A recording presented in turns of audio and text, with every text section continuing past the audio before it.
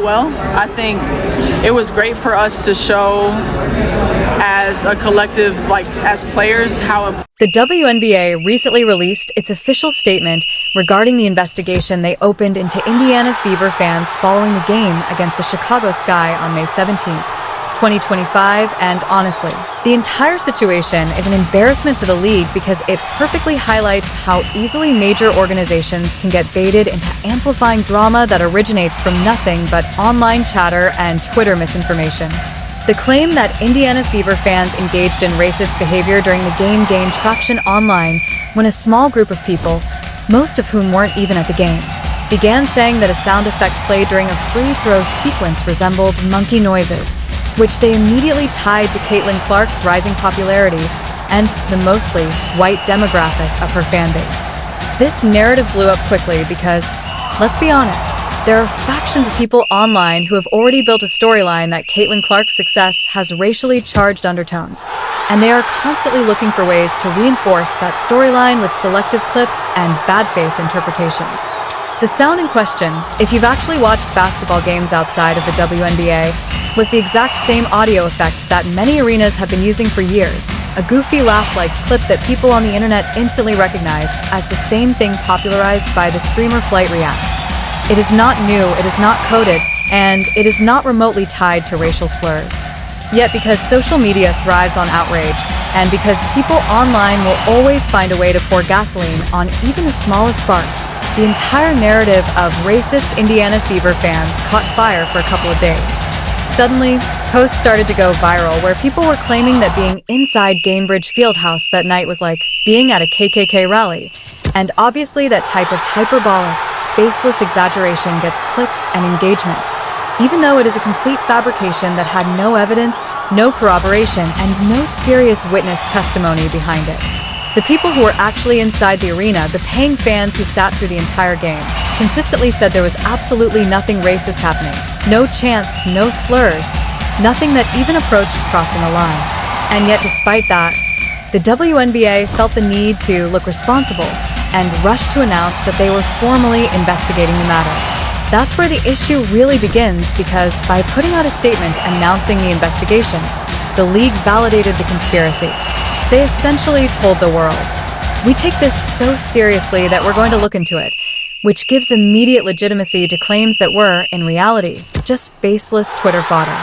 Now, after more than 10 days of the circus, the WNBA has finally issued their conclusion, which, unsurprisingly, reads, based on information gathered to date, including from relevant fans, team and arena staff, as well as audio and video review of the game, we have not substantiated the report of racist fan behavior. In other words, exactly what everyone who wasn't operating in bad faith had been saying from the very beginning, there was nothing there. And while it's fine and necessary for a professional sports league to investigate any serious allegation of racism or discriminatory fan behavior, the way they handled it, by amplifying the story publicly, giving it oxygen, and letting it live in the news cycle for nearly 2 weeks, did far more harm than good. If the WNBA genuinely wanted to get to the bottom of this, they could have quietly conducted their internal review, confirmed that there was nothing to substantiate, and kept it moving. Instead, they put the Fever, the Sky, and their own reputation in the middle of a political culture war narrative that the majority of basketball fans don't even care about.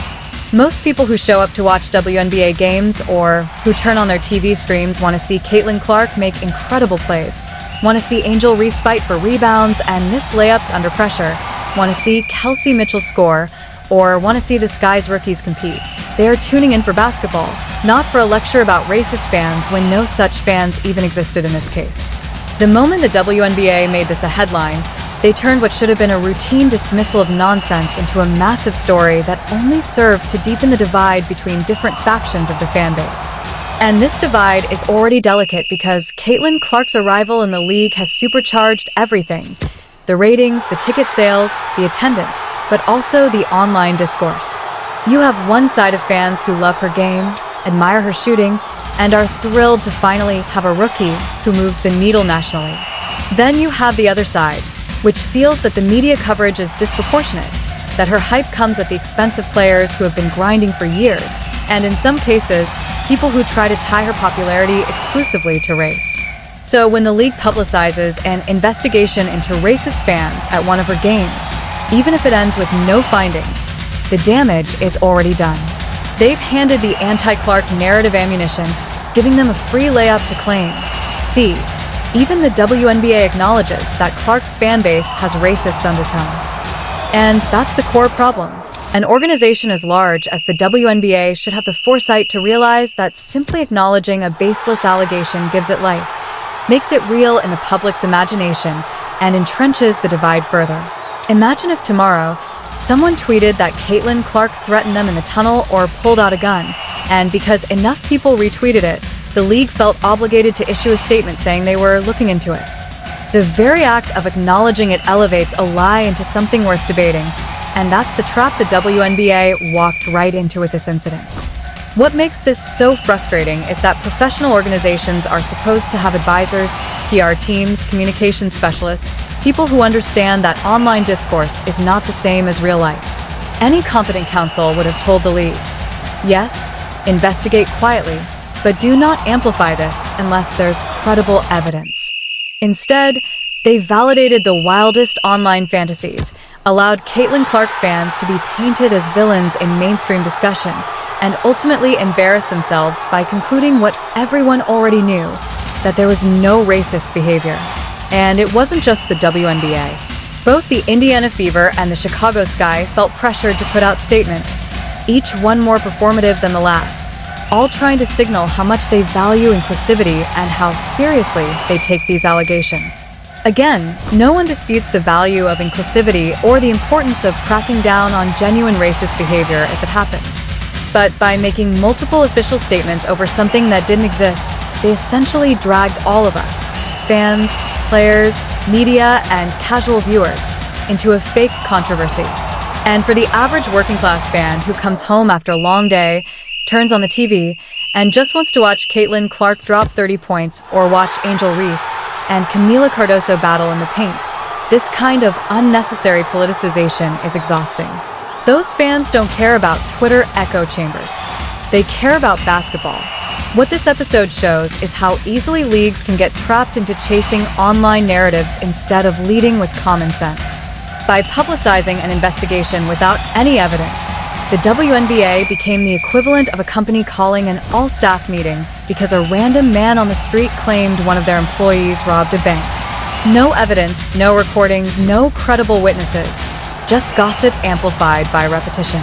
And once you dignify gossip with an official investigation and public statements, you can never fully undo the damage because in the court of public opinion, where perception is everything, people will always remember the headline, WNBA investigating racist fans, more than they'll remember the follow-up. No evidence was found.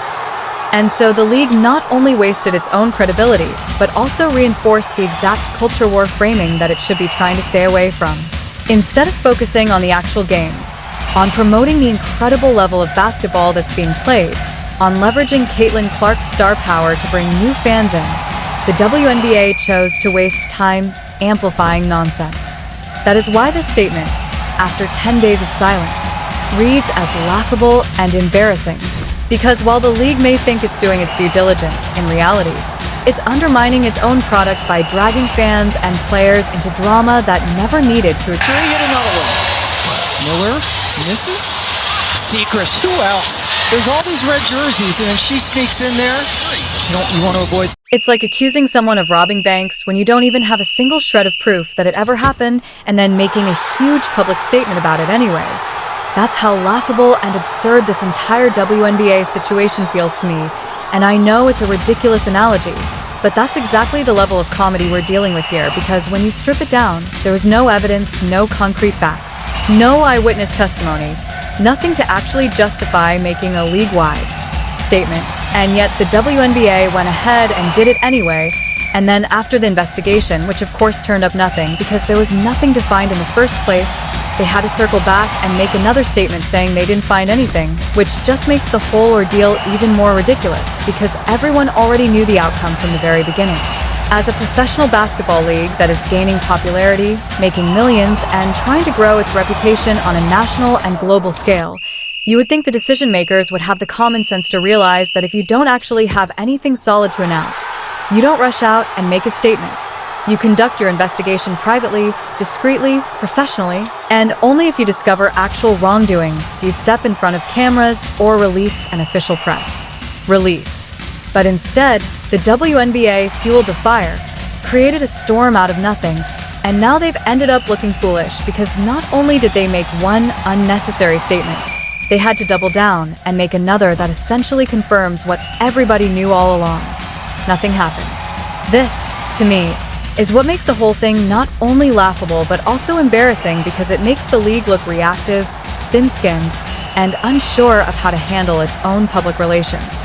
You don't have to tell people that you don't condone hate speech, violence, or racism. Nobody thought the WNBA as an organization condoned those things to begin with, and the fact that they felt compelled to spell it out says more about how they perceive public opinion than it does about reality.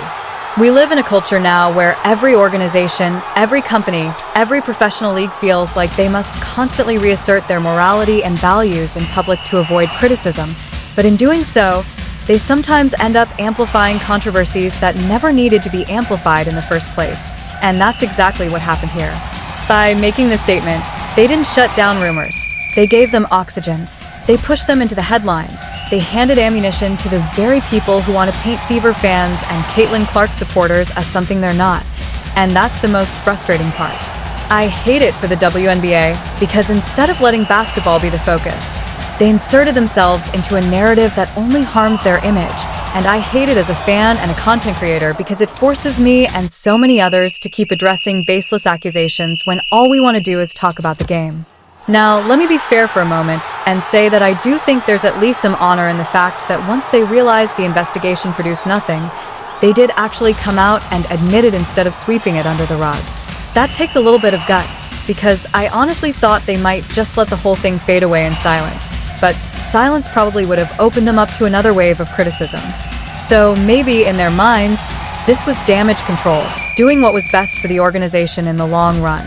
But it doesn't change the fact that the initial decision to make the first statement was poor judgment, and it doesn't change how frustrating it is for fans like me who now constantly have to repeat ourselves in saying that we're not racist, we're not white supremacists, we're not supporting Caitlin Clark for any reason other than the fact that she is one of the most electrifying basketball players we've ever seen. That's the heart of this entire frustration. The reason Caitlin Clark has so many fans, the reason she is selling out arenas, the reason she has become a household name in women's basketball,